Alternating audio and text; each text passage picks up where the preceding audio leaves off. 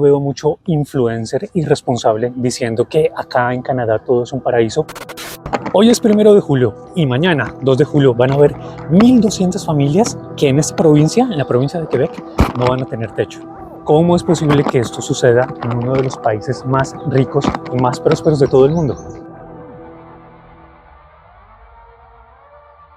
El 1 de julio es bien sabido que se celebra aquí la fiesta de Canadá, la independencia de Canadá, momento en que celebramos el nacimiento de esta hermosa nación.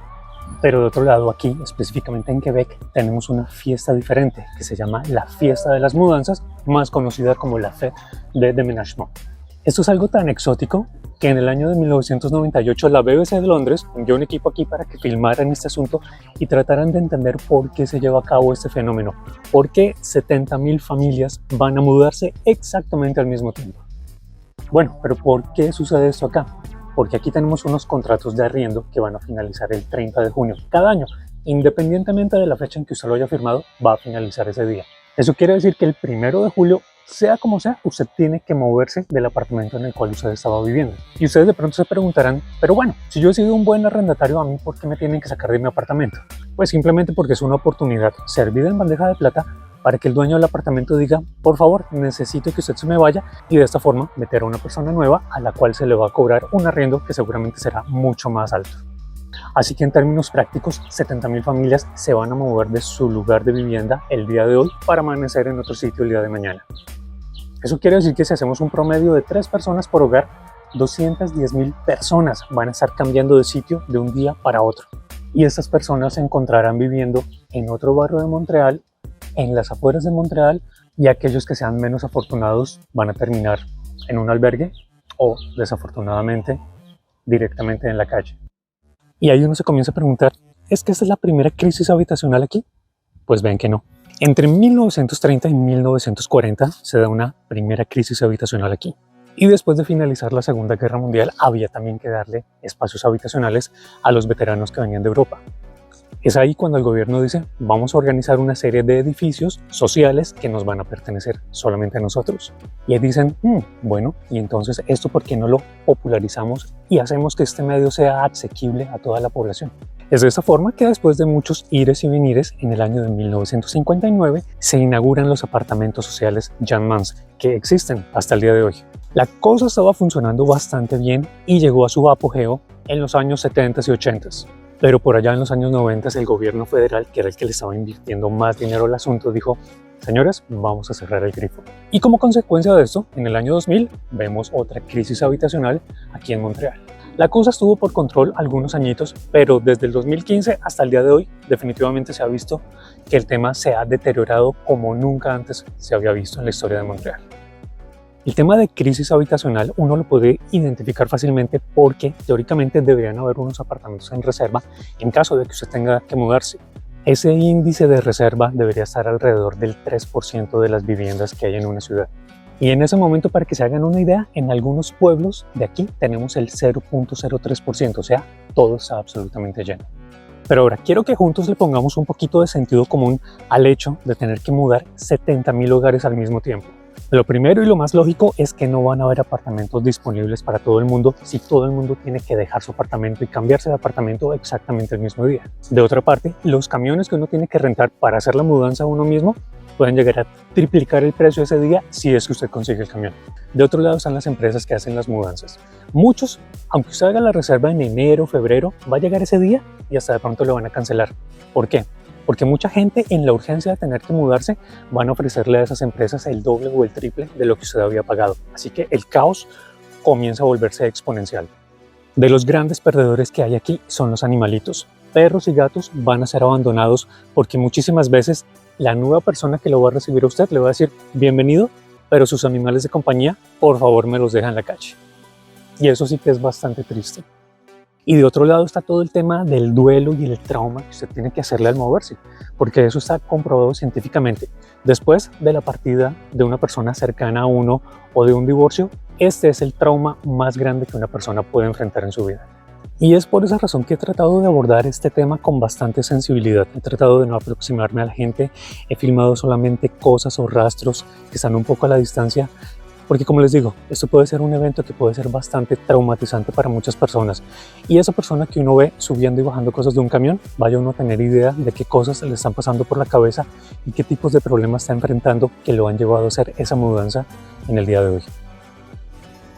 Yo ya llevo aquí como 14 años y se me sigue haciendo increíble que este ritual quebecois exista en el día de hoy. Pero si somos curiosos y comenzamos a escarbar un poquito en la historia, vamos a entender que esto comienza hace 400 años, producto de la policía, los agricultores y los estudiantes. En 1749, en la época de la Nueva Francia, la gente se mudaba más o menos el 1 de mayo. Lo hacían en esa fecha porque no querían poner a nadie en la calle en la época del invierno. Así que el 1 de mayo ya estaba bastante aceptable el clima. Ahora, si usted quería mudarse, tenía que avisarle a la policía. ¿Por qué? Ya iban. Tenían que avisarles porque ellos pretendían con eso evitar un éxodo de los agricultores a las ciudades, ya que como ustedes saben, sin productos agrícolas, aquí en la ciudad no tenemos que comer. En el año de 1886 eso ya se hace oficial en la Constitución, así que si usted quería moverse, ya no tenía nada que hacer, a avisarle a la policía primero. Obviamente a todo el mundo le daba pereza hacer eso y por eso también las mudanzas se redujeron de una forma considerable. Pero en 1924 la educación se hace obligatoria por estas tierras, así que avisándole o no avisándole a la policía se convierte en algo mucho más necesario el estarse mudando de barrio. Pero yo creo que no la pensaron mucho con ese tema porque justamente el calendario escolar está finalizando por las últimas semanas de mayo, así que era bastante traumático tener que estar preparando exámenes y una mudanza al mismo tiempo. La cosa siguió así por décadas hasta que en el año de 1974 a un primer ministro aquí se le ocurrió decir: oigan, ¿saben qué? Solamente por este año vamos a dejar el contrato hasta el 30 de junio. Y por ahí, como diría un amigo, no hay nada más permanente que lo temporal y es por eso que las cosas siguen funcionando exactamente igual al día de hoy. Y esto que les acabo de decir es la explicación histórica, pero hay una segunda explicación que tiene mucha más fuerza y es que todo ese movimiento aquí en Quebec se hace el 1 de julio para decir que ellos algún día se van a mudar de Canadá. Quebec sueña con convertirse en un país totalmente independiente. Pero definitivamente lo más importante para solucionar un problema es entender y reconocer que existe un problema. A pesar de que la gente se estaba quejando aquí por años, solamente hasta el 2022 el gobierno oficialmente reconoció que hay una crisis habitacional en toda la provincia de Quebec y de hecho en todo Canadá. Pero bueno, ¿cuánto cuesta hoy en día vivir aquí en Montreal? Pues preguntémosle a internet. Cuando yo llegué, yo vivía en este barrio. En esa época pagaba $690, año 2010. Hoy en día por el mismo apartamento hay que pagar $1,629. En el año 2014 estuve viviendo en este barrio en un apartamento de 2 habitaciones que me costaba $720. Y hoy en día, año 2024, ese apartamento me costaría $1,500. Se dobló. Y hoy en día, en el barrio que yo vivo, en Verdun, un apartamento también de 2 habitaciones cuesta $1,449. Pero eso no es lo más caro. Miren, en este barrio que se llama Westmount, un apartamento de 1 habitación puede costar $1,600, uno de 2 habitaciones $2,600 y uno de 3 $2,980. Así que teniendo en cuenta que el salario mínimo está en $16 la hora, hagan cuentas y verán que no alcanza para mayor cosa. Y hay muchos se preguntarán, bueno, ¿y el tema no será simplemente que compremos vivienda y nos olvidamos de rentar?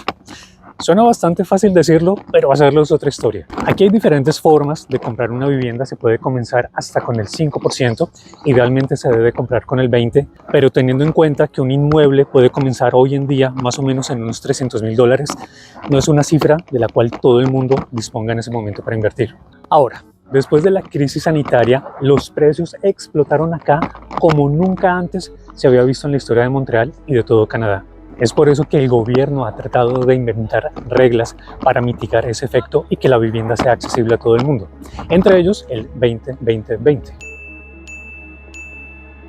Bueno, ¿y qué quieren decir todos estos 20? Pues bueno, el primer 20 está haciendo referencia a lo que son los apartamentos que todo el mundo pueda rentar, apartamentos a un precio más bajo. El segundo 20% debería estar destinado a apartamentos abordables, es decir, que estén por debajo del precio del mercado. Y el tercer 20 hace referencia a apartamentos que por lo menos tengan 3 habitaciones. Esto está pensado para aquellas familias que ya tienen muchos hijos, que están pensando en una casa, en irse fuera de Montreal. En vez de eso, es una invitación a que se queden viviendo aquí en la isla.